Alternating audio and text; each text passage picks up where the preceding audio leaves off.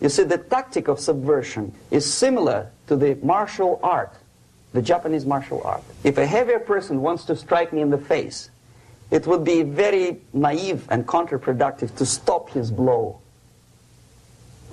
The Chinese and Japanese Judo art tells us what to do.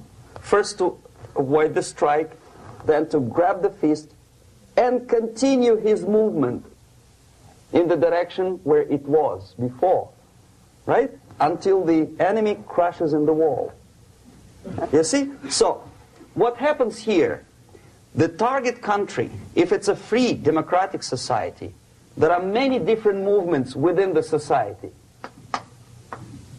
There are obviously, in every society, there are people who are against this society. They may be simple criminals, ideologically in disagreement with the state policy, conscientious enemies, simply psychotic personalities who are against anything, right?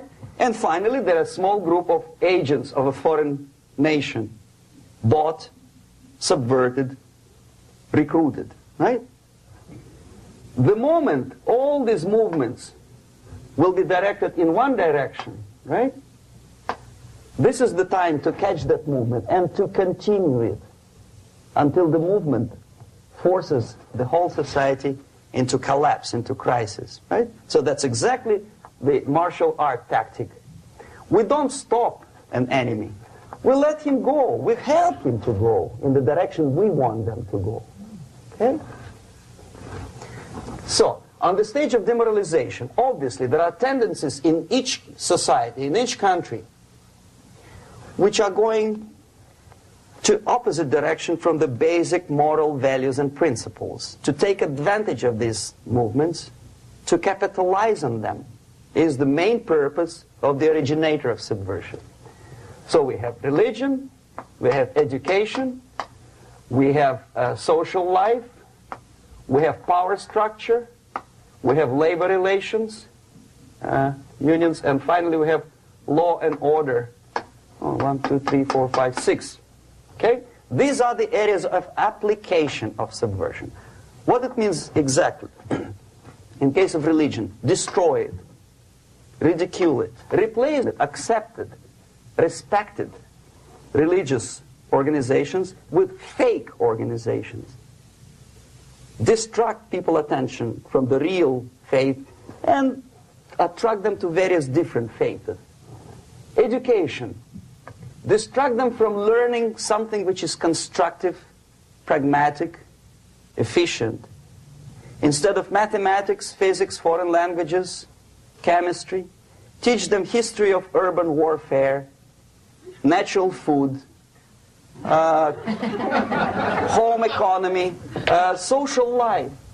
Instead of social life and friendship between neighbors, establish social workers institutions. People who are on payroll of whom? Society? No.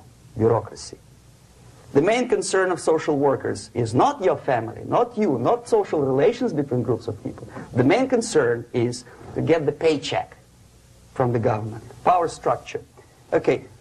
The natural bodies of administration are being actively substituted by artificial bodies. Most of the people don't like them at all, and yet they exist. One of such group is media. Who elected them? How come they have so much power? Almost monopolistic power on your mind. Who the hell are they? Spiro Agnew, who was hated by the liberal left, called them a bunch of enfeebled snobs. And that's exactly what they are. They think they know. They don't. The level of mediocrity. In a big establishment like New York Times, Los Angeles Times, major television network, you don't have to be excellent journalist. You have to be exactly a mediocre journalist. That's easier to survive. There's no competition anymore.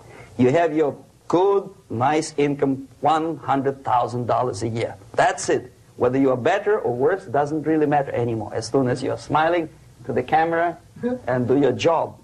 That's it. No more competition. Power structure slowly is eroded by the bodies and groups of people who do not have neither qualification nor the will of people to keep them in power, and yet they do have power. Okay. Together with that, there is another process. Law enforcement, law and order organization and structure is being eroded.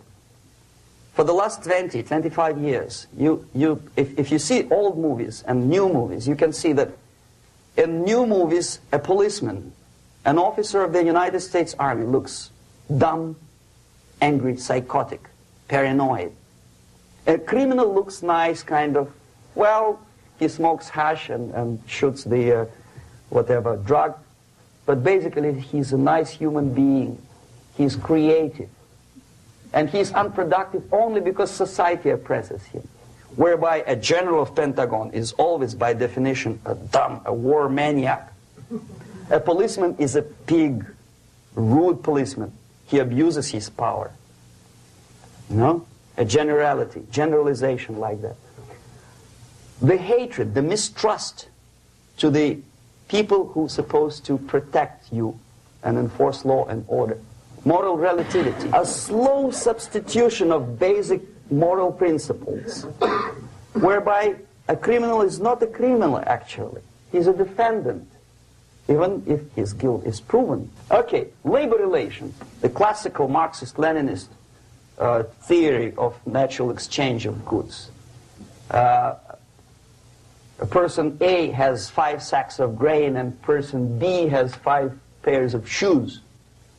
And the natural exchange without money is when they bargain between each other. And only with the introduction of the third force, C, an entirely third foreign stranger who says, no, don't give him 5 sacks of grain, give it to me. And you give me your 5 pairs of shoes, and I will distribute it accordingly. So that the economy will go.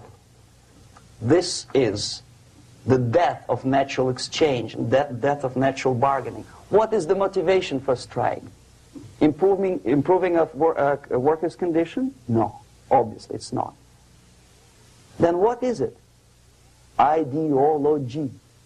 To prove to these capitalists. And the obedient horde of workers, like sheep, follow these people. And they cannot disobey. Why? Because if they do, you know what happens to them. Pickets, murders, shooting truck drivers by picketers. What we did when I was working for Novosti Press, we would snow plow editorial offices, student organizations, religious groups with literature of class struggle. If not directly Marxism-Leninism propaganda, then a propaganda of legitimate aspirations of working class, betterment of life, equality. Equality. If you want to be equal, you have to be equal. You have to deserve it. On the principle of equality, we say people are equal. We know it is false. It's a lie. Some people are tall and stupid. Others are short, bold, and clever.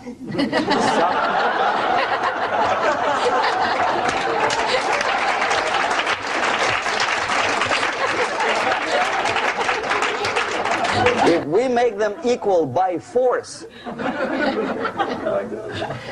if we put the principle of equality in the basis of our socio-political structure, it's the same thing as building a house on sand. Sooner or later, it will collapse. The statement of a very ancient Chinese philosopher, Sun Tzu, who was born 500 years BC, before Jesus Christ, who said something to the effect that fighting war on a battlefield is the most stupid and primitive way of fighting a war. The highest art of warfare is not to fight at all, but to subvert anything of value in your enemy's country, be it moral traditions, religion, respect to your authority and leaders, cultural traditions, anything. Put white against black, old against young, I don't know, wealthy against poor, and so on. Doesn't matter. As long as it disturbs society, as long as it cuts the moral fiber of a nation, it's good. And then you just take this country. When everything is subverted, when the country is disoriented and confused, when it is demoralized and then destabilized, then the crisis will come.